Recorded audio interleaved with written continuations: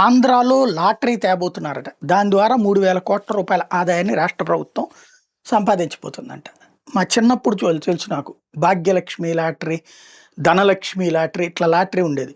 ఒక చెక్కకి ఒక 10 రకాల లాటరీ టికెట్ తీసుకొచ్చి అమ్మేవాళ్ళు. అయితే అవి ఇతర రాష్ట్రాలకు సంబంధించిన లాటరీలు ఉండే, మన రాష్ట్రానికి సంబంధించిన లాటరీలు కూడా ఉండేవి.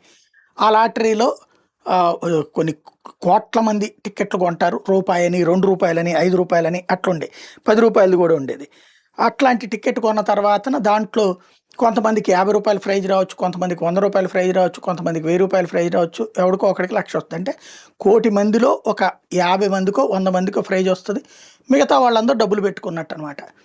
అది జోదం కిందకు వస్తుందని చెప్పేసి ఆ తర్వాత, ఎందుకంటే దానికి ఒక బానిసలుగా మారిపోయి వచ్చిన డబ్బులతో టికెట్లు విపరీతంగా కొనేసి నష్టపోయి నాశనం అయిపోయిన వాళ్ళు ఉన్నారు. దాంతో దాని మీద నిషేధాలు విధించారు. అయితే ఇప్పుడు మళ్ళీ లాటరీలు తీసుకురావడానికి రాష్ట్ర ప్రభుత్వం సిద్ధపడుతుంది అన్నది సాక్షి రాసుకొచ్చిన వార్త. అది నిజమైతే మాత్రం శుభ్రంగా ఓ పని చేయొచ్చు. ఇప్పటికే మద్యాన్ని ప్రభుత్వ మద్యం దుకాణాల నుండి ప్రైవేట్ మద్యం దుకాణాలు తీసాక రాత్రి పగలు తేడా లేకుండా విచ్చలవిడిగా తాగేస్తున్నారు. అట్లాగే జోదం ఒక పక్క నిషేధం ఉన్న పేకాట విచ్చలవిడిగా జరిగిపోతుంది. ఈవెన్ ఇప్పుడు కోటి పందాల పేరుతో అక్కడ జరుగుతున్న గుండాట్లు, పేకాట్లు అన్నీ స్పష్టంగా కనబడుతున్నా మనమేమి అసలు ఏమీ లేనట్టే ప్రవర్తిస్తున్నాం. శుభ్రంగా రేపు పొద్దున వ్యభిచారాన్ని కూడా చట్టబద్ధం చేసేసి, అలాగే పేకాటను కూడా చట్టబద్ధం చేసేస్తే శ్రీలంక లేకపోతే గోవా లేకపోతే ఇంకో చోటకి ఎక్కడికెక్కడికి వెళ్తున్నారు. ఇక్కడే క్యాబరేలు ఇవి కూడా పెట్టేస్తే కనీసం ఇంకో 10-15 వేల కోట్ల ఆదాయం వస్తుంది. ఎట్లాగో మన దగ్గర టూరిజం స్పాట్స్ చాలా ఉన్నాయి కదా, అక్కడ ఇట్లాంటివి కూడా పెట్టేస్తే, గోవా తరహాలో అమ్యూజ్మెంట్ పార్క్స్ అవి పెట్టేస్తే విపరీతంగా ఆదాయం వస్తుంది. తద్వారా ఆంధ్రాని ఏం చేద్దాం? ఫైనల్గా ఒక వ్యభిచార గృహంలాగా మారుద్దామా? ఒక దోపిడీ కేంద్రంగా మారుద్దామా?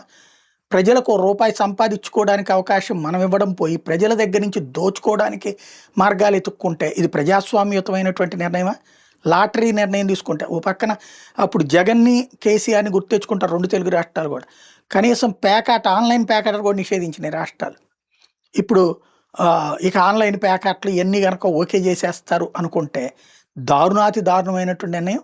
ప్రజలకు రూపాయి పంచకపోగా ప్రజల్ని మత్తులో, మద్యం మత్తులో లేకపోతే ఈ వ్యసనాల మత్తులోకి ముంచేసేసి లబ్ధి పొందుదామనుకుంటే కుటుంబాలు సర్వనాశనం అయిపోతాయి. ఆర్థిక వ్యవస్థ చిన్నాభిన్నం అయిపోతుంది. జీవితాలు సర్వనాశనం అయిపోతాయి. ఇప్పటికే ఫీజు రియంబర్స్మెంట్, ఆరోగ్యశ్రీలకి ఇబ్బంది పడతా చదువులు మానుకుంటున్నటువంటి వాళ్ళు ఉన్నారు. అనారోగ్యాలతో నానా తిప్పలు పడుతున్నటువంటి వాళ్ళు ఉన్నారు. జాగ్రత్తగా ఆలోచించి నిర్ణయం తీసుకోండి. ఇది కరెక్టా? ఇది కనుక తప్పైతే తప్పు లేదు, సాక్షి వాళ్ళ తప్పు వద్దు రాయడంలో. కానీ ఇది నిజమైతే మాత్రం దారుణమైనటువంటి తప్పు చేస్తున్నట్టు రాష్ట్ర ప్రభుత్వం.